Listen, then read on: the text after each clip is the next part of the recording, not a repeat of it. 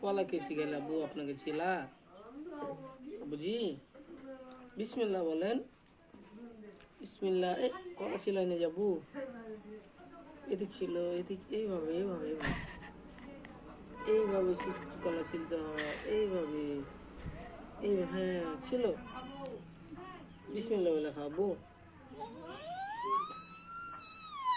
পড়ে যাবে, পড়ে যাবে, পড়ে যাবে, পড়ে যাবে, পড়ে যাবে। যা, পড়ে গেল, যা। আবু এইভাবে ছিলতে হয়, এভাবে নিয়ে এভাবে এভাবে। বিসমিল্লাহ বলো, বিসমিল্লাহ, বিসমিল্লাহ। কি চোখা নেবে নাও, চোখাতে লাগাবো। কলা আবার রেখে দাও, কলা চোখার ভিতরে রেখে দাও, চোখার ভিতরে আবার কলা ছিলা কলা রেখে দাও।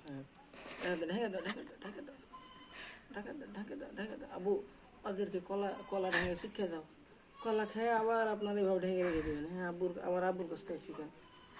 হ্যাঁ আবার আবার খুলে নিয়ে আব্বু, আবার আবার রাখবেন, ঢাকেন।